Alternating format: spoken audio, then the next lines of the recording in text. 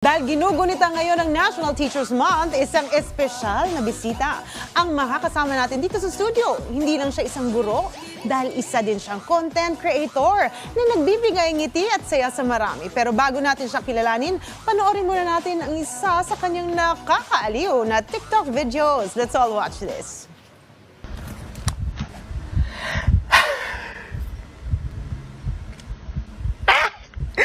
Finally. Deserve.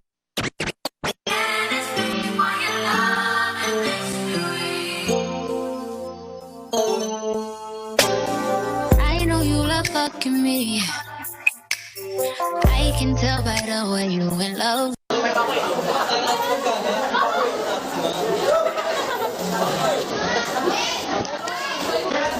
Ayan, at para kilalanin at may pagkwentuhan sa kanya, makakasama po natin this Monday morning si Teacher Vilma Aguinaldo. Good morning. Welcome sa Rise and Shine Pilipinas, Teacher Vilma. Good morning. Good morning po. Okay, Good morning po. Good morning. Very curious ako. Paano nagsimula ang journey mo bilang content creator sa TikTok? At mostly, ano yung mga content na ina-upload mo? As you said kanina, yung pinakita kanina is 4 million views. Bali po kasi, nung wala pa pong TikTok, talagang mahihain po ako sa camera. Siguro nag-start po siya nung pandemic. Kasi nung pandemic po, nasa bahay lang po tayo, di ba? So, siguro dala na rin po ng pagka-bored. Kaya, nung napapanood ko po kasi yung mga TikTok sa video, yung mga video pa sa TikTok, parang sabi ko, parang naiinganyo ako, parang nakakatuwa. Sabi ko, siguro kaya ko rin gawin to. Kaya, nag-try po ako sa mga pa-do-it muna, tapos hanggang sa dinadab ko na po yung ibang content creator.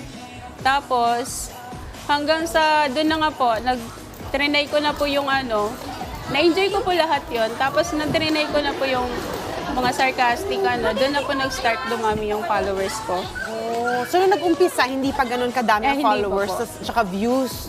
Tapos nung naging nakakatawa na ang posts nyo, Opo. doon na siya tumaas. Okay, nanotice nga namin, puro nakakatawa ang mga posts nyo now. Ano ba ang inspirasyon mo sa paggawa ng mga to? At paano ka nakakakuha ng ideas, teacher? So, nung una po, siyempre, yung inspirasyon ko, yung mga ibang content creator na nakakatuwa din naman kasi yung mga content nila. Tapos, yung siguro, yung naging inspiration ko lang, sila din, at saka yung mga followers ko nga na laging nakaabang dun sa mga videos na upload ko. Tapos, idea sa kanila din, pero sa ngayon po, katulad niyan, yung ibang content ko po mostly ngayon sa school eh. Pero parang it comes out naturally na lang po kung ano po yung lumabas, hindi na yung pinag-iisipan pa kung anong content ang gagawin, basta't may cellphone akong hawak, basta't nag-video ako, content na po yun. I would think marami sa mga estudyante mo ang followers mo at nanonood sa iyo. Siguro sila yung nag-uumpisa nung pagpapanood, tapos yan na mag-share na. Pero ano ang reaction mo sa mga estudyante sa mga TikTok na ginagawa mo? Kahit naman po sa TikTok din, halos karamihan po ng followers ko, talagang mga estudyante. At nakikita ko yung reaction nila sa mga comment. Kasi yung mga content ko naman po, kadalasan para din sa kanila, yung pagiging estudyante nila, pagbibigay ng tips at saka advice. So natutuwa naman po, at saka yun nga po, nagtatanong din po sila sa akin kung anong gagawin. Tapos sinasagot ko rin naman yun. Kaya feeling ko naman na satisfied naman po sila sa mga content na ginagawa ko. Pero I believe, Teacher Vilma, pag teacher ka, sobrang busy ka, paano mo nababalansya maging teacher and maging isang content creator? Kasi po yung mga content ko naman, hindi naman siya kailangan pag-isipan eh. Kasi more on parang about may sa kausap profession ka ko lang. naman ako. Parang about din naman po sa profession ko yung mga content ko. Kaya hindi pa ako nahihirapan mag-isip. Kaya kahit na sobrang busy ako, kahit nasa school ako, nakakagawa po ako ng content. Kasi more nagbablog, parang pag-vlog kung ano yung ginagawa ko sa araw-araw. Actually, parang mas Content na yun. stress reliever, no? Parang Opo. pag ginagawa mo. Opo. Sobrang nakakalibang at saka talagang nakakabawas po talaga, nakakatanggal po ng stress. Sa maghapon na ginagawa namin sa school. Pero Teacher Vilma, I'm sure maraming natutuwa sa ginagawa mo, pero hindi rin mawawala ang mga haters. Alam mo naman, di ba, may mga mema dito sa mundo.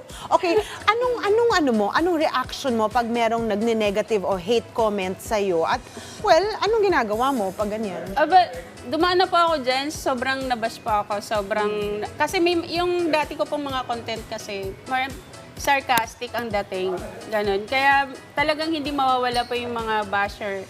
So, ang ginagawa ko na lang, pag hindi ko na po talaga natitiis, binablock ko na lang po sila. Ah, ganon. Para hindi na po sila ma-stress sa akin. Sa bagay, oo nga, bakit nga naman sila manonood sa'yo tapos Oo. hate comment Kaya pa, nga po, di ba? block na lang po. Oo nga naman, tama yan. Good idea yan, Teacher Vilma. All in all, ilan na ba ang followers mo sa TikTok? At ano yung pinakamalaking views mo na nakuha sa mga videos na pinost mo? Bali, 200K po followers. Wow! Pero ang pinaka sa 4.4 million po. Wow, how do you feel about it, Teacher Vilma?